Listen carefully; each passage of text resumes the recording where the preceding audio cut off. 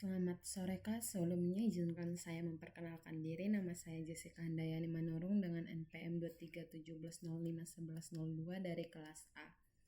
Saya di sini membuat video untuk melengkapi sebagai kuis 2 EE saya.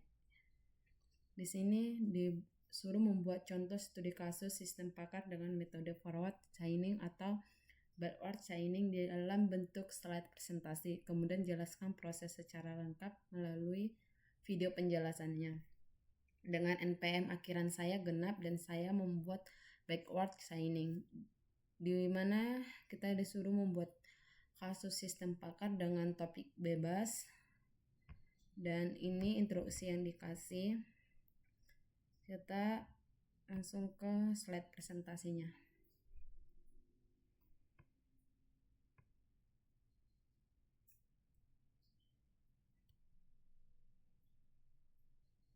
Studi kasus yang saya ambil tentang sistem pakar dengan metode backward chaining dengan topik diagnosa kerusakan laptop. Latar belakangnya, seiring dengan meningkatkan penggunaan perangkat teknologi seperti laptop dalam kehidupan sehari-hari, baik dalam bidang pendidikan, pekerjaan maupun hiburan, maka kebutuhan akan sistem yang dapat membantu mendiagnosa permasalahan teknis secara cepat dan akurat juga semakin tinggi. Banyak pengguna awam kesulitan untuk mengetahui sumber kerusakan laptop ketika perangkat tidak berfungsi seperti saat laptop tidak menyala. Permasalahan ini bisa disebabkan oleh banyak faktor, mulai dari kerusakan hardware seperti charger, port daya, hingga kerusakan pada motherboard. Karena itu, diperlukan sistem pakar yang dapat membantu pengguna mendiagnosa penyebab kerusakan berdasarkan gejala yang terlihat seperti pakar ini menggunakan metode backward chaining untuk menelusuri penyebab dari kerusakan berdasarkan data atau fakta yang tersedia. Tujuan sistem pakar ini dirancang untuk membantu mendiagnosa penyebab kerusakan pada laptop berdasarkan gejala-gejala atau kondisi yang dilaporkan oleh pengguna. Dengan bantuan metode backward chaining, sistem akan menelusuri dari tujuan akhir atau kerusakan laptop sampai menuju fakta-fakta yang mendukung penyebabnya. Berikut fakta awal yang diketahui dari kondisi laptop. 1. Laptop tidak bisa menyala sama sekali. 2. Lampu indikator daya pada laptop tidak menyala. 3. Terdengar suara kipas ketika tombol power ditekan. 4. Charger sudah terhubung ke laptop dengan benar. 5. Charger tersebut menyala dan berfungsi normal saat digunakan di perangkat lain. Aturan if-then. Sistem menggunakan aturan logika if-then seperti berikut. 1. Jika laptop tidak menyala dan lampu indikator daya juga tidak menyala, maka kemungkinan tidak ada aliran daya yang masuk ke laptop. Kedua, jika charger menyala di perangkat lain, maka bisa disimpulkan bahwa charger tidak mengalami kerusakan. Ketiga, jika tidak terdengar suara kipas dan lampu indikator mati, maka kemungkinan besar terjadi kerusakan pada motherboard laptop. Dan keempat, jika tidak ada aliran daya yang masuk dan charger dalam kondisi normal, maka kemungkinan masalahnya ada pada port daya di dalam laptop. Dan keenam, jika port daya laptop rusak, maka laptop tidak akan bisa menyala. Dan yang terakhir, jika motherboard rusak, maka laptop juga tidak akan bisa menyala.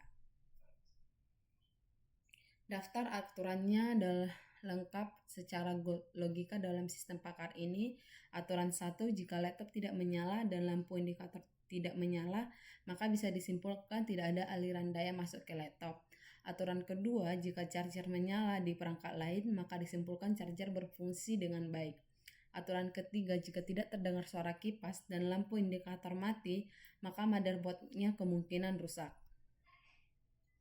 Dan aturan keempat, jika tidak ada aliran daya masuk dan charger normal, maka kemungkinan port dayanya yang rusak. Dan aturan kelima, jika port daya rusak, laptop tidak akan bisa menyala. Aturan keenam, jika motherboard rusak, laptop tidak akan bisa menyala. Jadi kesimpulannya, aturan-aturan ini digunakan untuk menelusuri penyebab kerusakan dengan metode backward chaining, dimulai dari kondisi akhir dan mencari penjelasan dari fakta-fakta yang tersedia.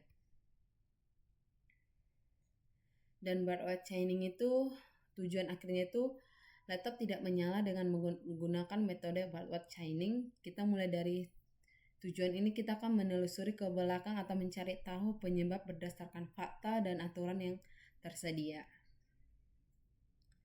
Langkah-langkah Baldwin chaining atau motherboard. 1. Langkah pertama itu tentukan tujuan akhir, yaitu laptop tidak menyala. Langkah kedua, telusuri aturan-aturan yang memiliki kesimpulan laptop tidak menyala. Berdasarkan aturan 5 dan 6, penyebabnya jika karena port daya rusak atau motherboard rusak. Dan langkah ketiga, untuk hipotesis pertama, telusuri kemungkinan port daya rusak. Berdasarkan aturan keempat, port daya rusak jika tidak ada aliran daya masuk dan charger normal. Dan fakta-faktanya dari langkah ketiga itu, fakta yang kedua menunjukkan bahwa lampu indikator mati, sama dengan itu tidak ada aliran daya yang masuk.